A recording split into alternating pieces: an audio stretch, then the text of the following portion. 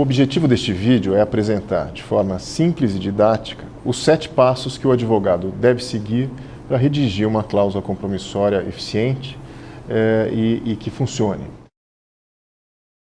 O primeiro passo que o advogado deve seguir quando ele vai analisar ou redigir uma cláusula compromissória é verificar se a cláusula contém uma manifestação clara e inequívoca com relação à escolha da arbitragem como método de resolução de conflitos.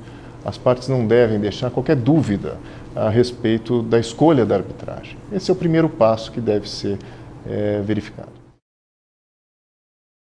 O segundo passo é o seguinte: as partes devem escolher entre uma arbitragem ad hoc e uma arbitragem institucional. As arbitragens institucionais são aquelas arbitragens que são administradas por uma Câmara de Arbitragem específica e regida pelo regulamento dessa Câmara. As arbitragens ad hoc são arbitragens em que não há a figura da Câmara de Arbitragem. As partes estabelecem todas as regras que deverão disciplinar o futuro procedimento arbitral. A opção mais comum é pela arbitragem institucional, porque as partes utilizam a experiência de uma Câmara de Arbitragem para realizar os procedimentos administrativos durante a arbitragem e se submetem a um regulamento já testado à exaustão e que permite, de um modo geral, a solução de todos os conflitos operacionais que costumam surgir nos procedimentos arbitrais. A escolha da Câmara de Arbitragem deve se pautar, além da reputação da Câmara como uma boa Câmara, com experiência na condução de procedimentos arbitrais, mas também deve se pautar pela análise do regulamento específico e também dos custos envolvidos. Você pode encontrar tanto o regulamento da Câmara como as tabelas de custos nos websites das câmaras de arbitragem.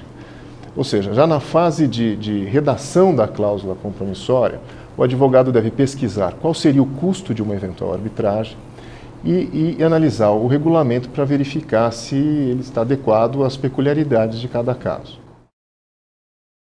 O terceiro passo envolve a escolha da sede e do idioma da arbitragem. A sede da arbitragem é importante porque define se a sentença arbitral será doméstica ou estrangeira, qual será a lei que será aplicável aos aspectos procedimentais e qual o judiciário ou a comarca que servirá de apoio para a arbitragem. Quanto ao idioma, do mesmo modo, nas arbitragens brasileiras, as arbitragens realizadas aqui no Brasil, com partes brasileiras, não costuma ser uma questão importante, mas em arbitragens internacionais isso é sempre muito discutido. O quarto passo que o advogado deve tomar é especificar qual o número de árbitros que decidirá a questão e que formará o tribunal arbitral. E também como esses árbitros serão selecionados. Essa escolha está estritamente vinculada à complexidade de uma eventual disputa e também ao custo envolvido no procedimento. Quanto mais árbitros, mais caro o procedimento. As partes podem decidir que a arbitragem seja dirimida por árbitro único ou por mais de um árbitro, sempre em número ímpar. Além do árbitro único, o mais usual são tribunais arbitrais compostos por 3 árbitros. Mais do que isso, é raríssimo e certamente será muito custoso. O quinto passo envolve a escolha da lei aplicável ao contrato e à arbitragem. As partes devem escolher nessa fase se querem uma arbitragem de direito, que siga as regras de direito, ou mesmo uma arbitragem que possa ser decidida por equidade. No sexto passo, as partes não devem tentar limitar o escopo das disputas sujeitas à arbitragem, porque não sabem que tipo de conflito poderá surgir. Devem definir o escopo de modo amplo. Por exemplo, todas as controvérsias oriundas ou relacionadas a determinado contrato deverão ser submetidas à arbitragem. O objeto é amplo.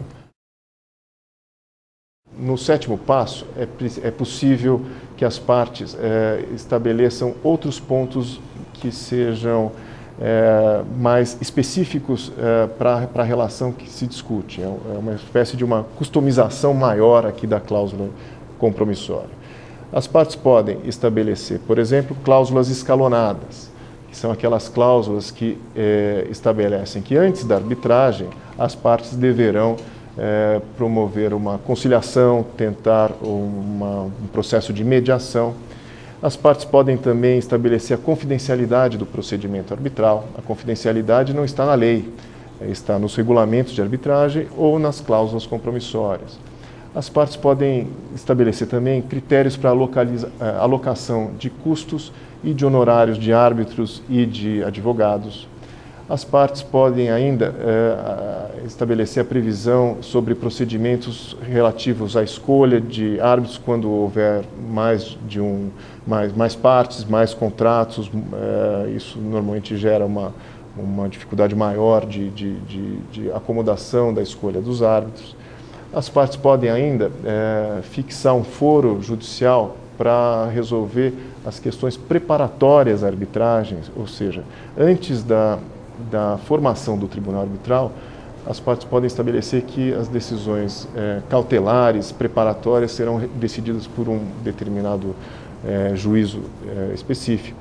É importante ressaltar nesse aspecto que as medidas cautelares somente podem ser ajuizadas perante o Poder Judiciário antes da formação do tribunal arbitral. Após a constituição do tribunal arbitral, todos os pleitos, inclusive os cautelares, devem ser dirigidos para o tribunal arbitral. E, por fim, como o advogado deve redigir uma cláusula compromissória? Normalmente, a melhor forma de começar a redação de uma cláusula compromissória é a análise da cláusula padrão da Câmara de Arbitragem escolhida. A cláusula padrão contém tudo o que é essencial para que a cláusula compromissória seja eficiente, para que a cláusula compromissória vincule as partes.